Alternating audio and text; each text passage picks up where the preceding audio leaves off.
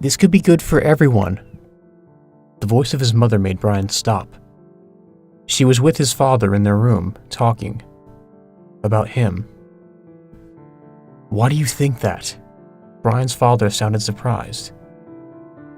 Don't you think he needs to be here with people who know how to take care of him?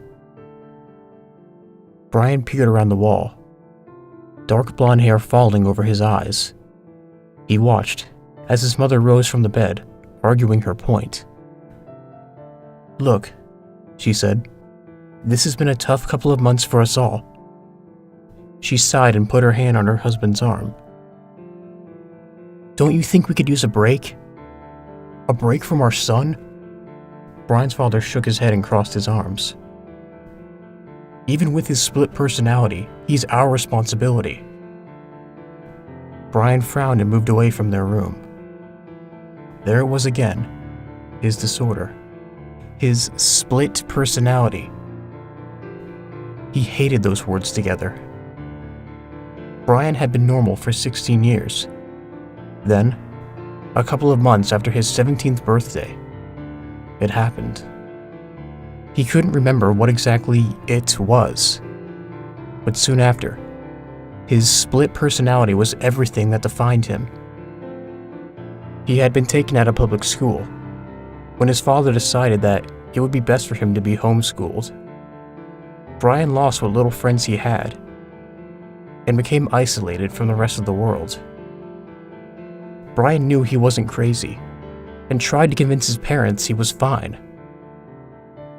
The other side of him could be controlled if he tried hard enough.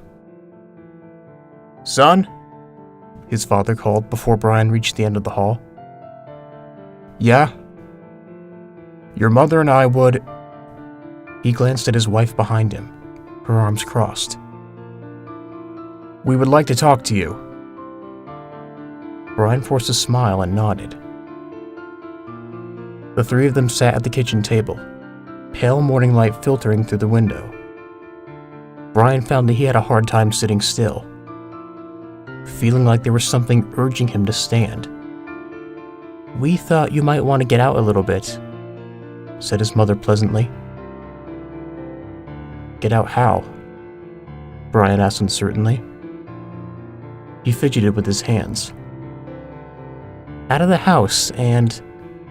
Brian didn't hear the rest. His attention snapped to the flood of emotions inside of him. A roaring sound filled his ears. Under the table, Brian's hands turned into fists, nails digging into his palms. His breathing quickened, and he clenched his teeth, fighting back the urge to do things he knew he shouldn't. Brian? His mother was watching him, worry etched on every feature. Sorry, Mom, he said, his voice tight. Can you repeat that? His mom shot her husband a wary glance. Aunt Mandy, she said slowly, would like for you to take a trip to the cabin with her and her kids this weekend. Brian listened this time, his eyes carefully trained on his mother. Suddenly, that painful rage took a hold of him again. He was slowly losing control. It's entirely up to... I'll go, Brian gasped out, cutting his father off. You're sure? Yes, Brian said a little too loudly. He stood, almost knocking his chair back. I'll go. Tell them I'm going. Brian fled to his room as he began to shake. He slammed the door shut behind him and threw himself on his bed, holding back a scream. Brian held a pillow over his face for a few seconds, and then threw it at the wall. He clawed at the sides of his face, tears quietly streaming down his cheeks. I'm not crazy, Brian told himself under his breath. I'm not crazy. After some time, the fire that fueled his rage died. It went as quickly as it had come, and Brian fell back on his bed, staring at the ceiling and breathing heavily. A knock on his door made Brian jump. He said nothing as his door was pushed open, and his father entered. He looked cautious, eyeing Brian carefully. Brian sat up, drawing his knees in. His father couldn't see him like this. "Son," his father began, sitting down next to him. Suddenly, his eyes widened, and he lifted his fingers to the side of Brian's face. "What did you do?" Brian looked at him questioningly for a moment, and then he let his own fingers find the small cuts he had made. When he pulled his hand away, spots of blood covered his fingers. "You said it was getting better." His father stood up, face clouded in worry. "What else have you been doing?" Brian kept a blank expression and watched his father. Of course, Brian wouldn't tell him how he fought the monster inside of him. He didn't want to see his therapist more than he had to. "You need to tell me and your mother these things, Brian." His father threw his hands in the air. "We can help you. Your split personality doesn't..." A splitting headache made Brian cringe. "Dad, get out!" he yelled, grabbing his head. His father backed up and called for his wife. The two of them sat beside Brian and tried to calm him down. They thought they were helping, but the other part of Brian was steadily growing stronger. Brian sat on the couch, holding his backpack close. The more he thought about going to the cabin, the more he regretted his decision. How well did he know his aunt and his cousins? When had he seen them last? His head jerked up when a loud ring pierced the silence. His father got to the door and welcomed a woman that seemed to be in her mid-30s. "Mandy," he said affectionately, hugging her. "It's good to see you." "You too, big brother," she said teasingly. She greeted Brian's mom and then smiled at Brian. "You've really grown since last time." Her red hair made her skin seem even paler than it already was. Brian felt like he was talking to a ghost, not his father's sister. Mandy," his father said when Brian didn't reply. "Can I talk to you?" "Of course," she said, disappearing down the hall with her brother. Brian stared out the large window that covered the wall before him. A minivan sat parked in front of the house. A quiet buzzing sound played in the back of his mind. "Ready to go, Brian?" Mandy had returned with Brian's father, and they both wore cheerful expressions. He nodded. "Have fun," his mother said, patting his back. Brian's father stood back and offered him a small smile. With effort, Brian managed a smile that didn't reach his eyes. Brian entered the van and sat in the back seat with one of his cousins, Aaron. Cassie sat in the passenger seat. After some introductions, the four rode in silence, save for the music coming from the radio. In the afternoon light, they made their way to the edge of town. Brian looked forward at the back of Cassie's seat. He couldn't help but notice Aaron smirking at him. Slowly, he turned his head to look at him. "Yes?" Brian said. "Just want to know how you're doing, cousin," he said in mock sincerity. Brian began to speak, but Aaron interrupted him, and, in a low voice, said, "Sorry, how are both of you doing?" Brian stared for a moment, that buzzing in his head silencing. Everything felt clear as Brian felt his face burn. Biting his tongue, he turned to watch the blurry scenery outside the car window. "Not so good, huh?" Brian's fist tightened in his lap. "You got any friends?" Brian could hear his heart thumping loudly. That same anger he felt so often began to fill him. It was enough to make him face Aaron and open his mouth. "I don't know what you think you're doing," Brian began quietly. his voice venomous. But I would stop. Aaron's smirk intensified. But you see, he said, running a hand through his strawberry blonde hair. I can't do that because I don't know which of you is talking. Brian grit his teeth in frustration and tried to control his shaking hands. Aaron leaned in. And regardless of who you are now, So, Brian, said Mandy brightly, turning down the music. Brian let out a sigh of relief as his attention focused on his aunt. He leaned back and answered every question she asked. Aaron's smirk never left his face. They got to the cabin just as the sun was setting. Its orange light reflected off of a small lake near the cabin. As they exited the minivan, Brian studied the thinning trees that surrounded them. A glance backwards would show a winding path back to town. But where he stood now, he felt too free. He had always craved some sort of freedom. Just not this much at once. Inside the cabin, there were 2 rooms. Mandy and Cassie would be sharing one, while Aaron and Brian would room together in the other. They all got settled down and had a quick meal at a small wooden table that took up nearly the whole kitchen. A window looked out towards the lake, sunlight now almost completely gone. Everyone agreed to get some rest and take advantage of an early start the next day. Brian and Aaron entered their room, and Brian began to climb up to the top bunk of their bed. "Whoa," said Aaron. "What do you think you're doing?" Brian looked down at him and then glanced up at the bunk. "Going to bed?" Brian said. Aaron shook his head. "No," he said with a sly grin on his face. "We're going exploring." "But I thought..." "Forget what you thought and shut up." Brian frowned and dropped to the cold floor, bare feet tensing at the contact. Aaron crept the door open slightly and peered out into the darkness. After a couple more seconds, he opened the door all the way. "Okay," he whispered.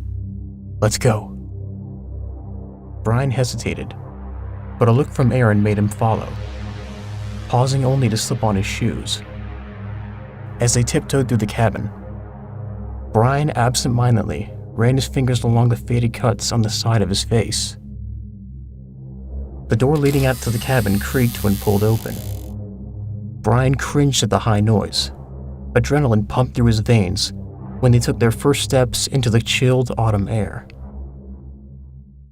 Leaning against the cabin near the door was Cassie, a look of excitement highlighting her features. She held an electric lantern and stepped forward when she saw the two. "Ready?" She looked at Brian, but it was Aaron who answered. "What do you think?" Cassie grinned and handed Aaron the lantern, letting him lead the way.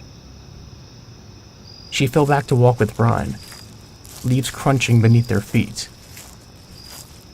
"How did you get out without getting caught?" Brian asked, curious.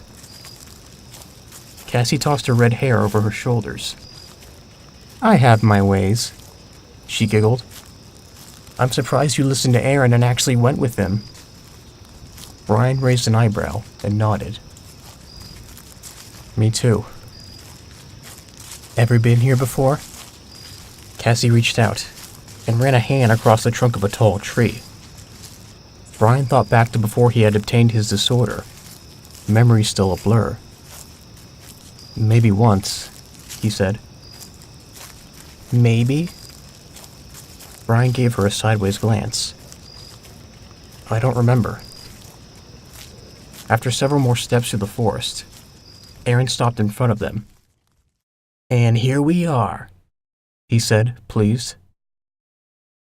Cassie walked to his side and beckoned Brian over. It took a while for his eyes to decide what he was looking at. In front of the trio was a gaping hole that led into darkness. It looked like some sort of olden-time mine shaft. Wooden planks bordered the entrance. Pretty neat, huh? Cassie looked at Brian, elbowing his side. I guess, he replied. That's it? Cassie placed herself directly in front of Brian. I suppose you wouldn't understand unless you actually went inside. Brian felt his defenses going up. Sure, he said, backing up. We'll do that tomorrow then. Cassie laughed. Aaron looked at Brian. Oh no, Split, he said, smiling at the nickname. We didn't come out here just to go back. You're going to go in there now. Brian glanced behind him. He would have headed back if he knew the way. Give him the lantern, Aaron. Cassie's excitement seemed to grow. No, Brian said, heartbeat quickening. I'm not going. Come on! Aaron handed him the light. We've gone before, and we're perfectly fine. And anyway, Split, you wouldn't be going alone. Brian considered his options, cautiously accepting the lantern. At every comment about his disorder, he felt a weight in his chest. You guys aren't coming with me? Brian looked at Cassie, and she smiled sympathetically. Nope, Aaron said. Just you and yourself. Brian took a shaky breath and rubbed the side of his head. Only one look and I'm out. Aaron laughed. All the way to the end and back, he corrected. Brian began to tremble slightly, not from fear, but from slowly losing control. What triggered his changes, he didn't know. All Brian knew was that he had to leave before he would do something he'd regret. He approached the mine's entrance, and Aaron and Cassie backed up. We'll be here when you get back, Cassie said in a sing-song voice. Don't count on it, Aaron said. Brian gripped the lantern tightly and took several slow steps into the abandoned mine. He turned around, and Cassie gave him a thumbs up. At first, the mine was empty. Nothing but dirt and the smell of sulfur. But the further Brian went, the more his grasp of control slipped. He felt himself plummeting into another person. With every ounce of strength he had, he fought back. Soon, the lantern only illuminated small sections of the mine, hardly enough to see by. A headache made his temples throb, but he continued forward. If he turned back now, would they know he hadn't really gone to the end?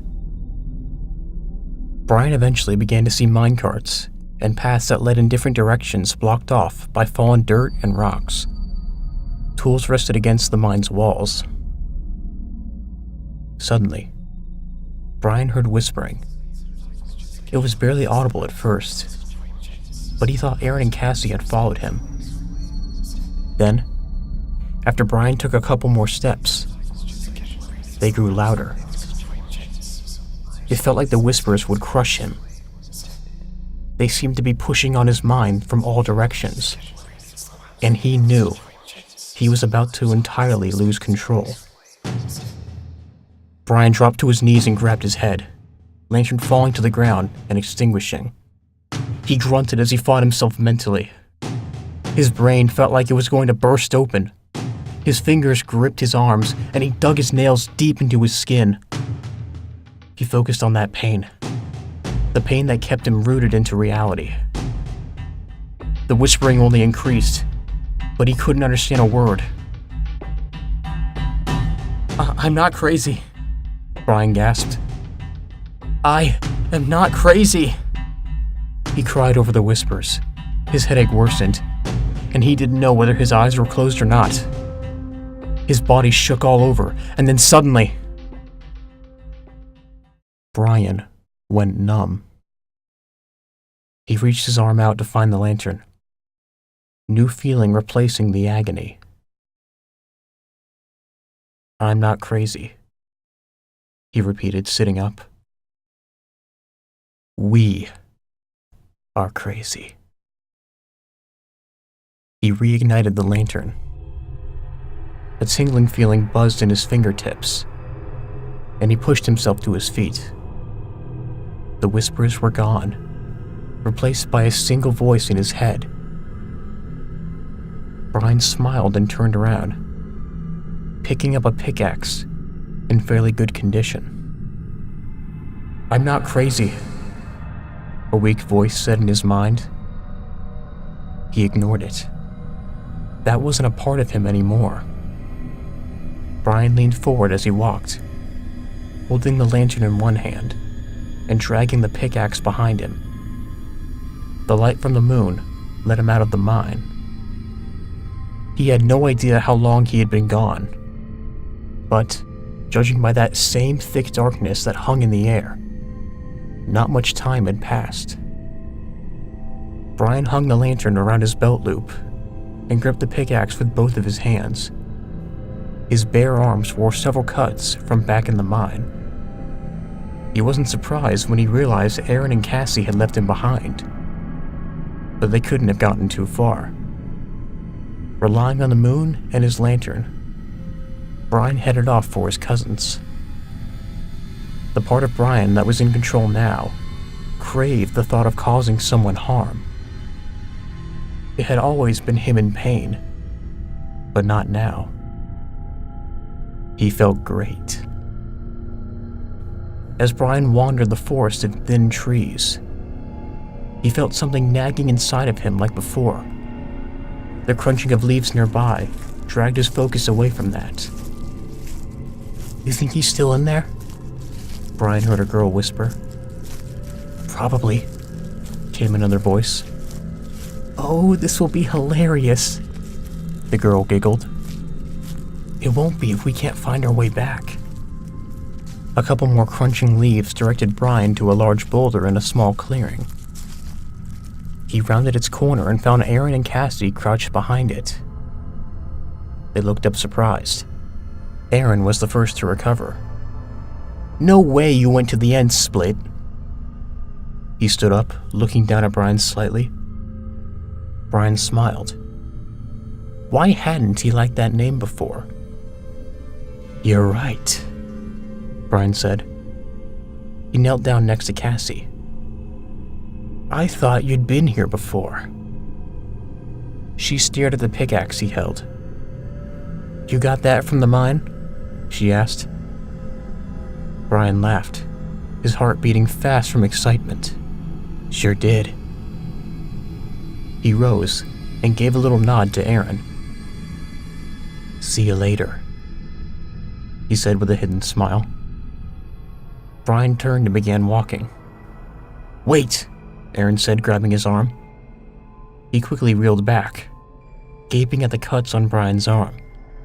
They were far worse than the ones on his face. What the? We're coming with you, Brian, Cassie said, standing next to Aaron. Coming with me?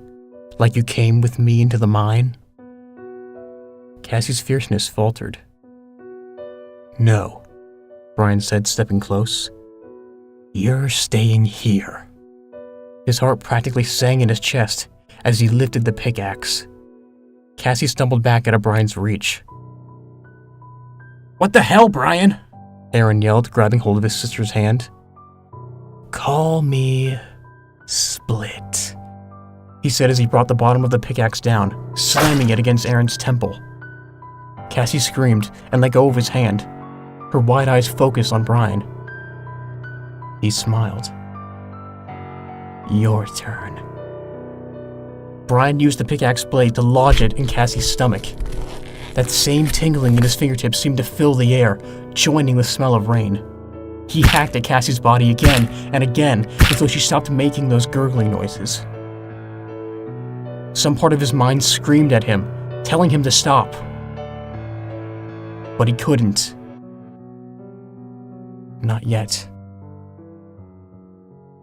Aaron lay unconscious at Brian's feet. Brian's smile widened. but his grip on the pickaxe suddenly weakened. The part of his mind that screamed began to take control. Brian fell to his knees in the wet leaves, pickaxe in his lap. He looked frantically at the two bodies, realizing that he had done this. Aaron was still breathing, but Cassie lay under a thick blanket of blood. "No," Brian whispered, his eyes widening. "No." He shook his head. I'm not." His voice caught a loud sob that left his mouth. Dark clouds were forming overhead when his first tear fell. He held the pickaxe close as he cried, his skin itching to be picked at. Soon, raindrops beat against Brian's head. Aaron began to stir. Brian looked at Cassie and hastily stood, holding the pickaxe still. Aaron's eyes were closed as he sat up, rubbing his head. In panic, Brian turned and ran away from Aaron and the body of what was once Cassie. He told himself that he needed to get back to the cabin. The rain fell harder. Eventually, Brian couldn't tell the difference between the rain and his tears. Brian saw the lake before he saw the cabin. The moon, partially covered in clouds, shone on its surface. He stood before the wooden door and took a breath before carefully opening it. His nerves were on edge as he crept down to the bathroom, not entirely sure what he was doing. "Brian?" said Mandy from her room. Brian whirled around to face her. Her hair was a mess on her head. "Where are the others?" He moved the pickaxe carefully behind his back, his free hand shaking. "And why do you have the cabin's lantern?" she asked. Brian cringed as his whole body began to shake. His eyes widened in fear of himself. And then he laughed.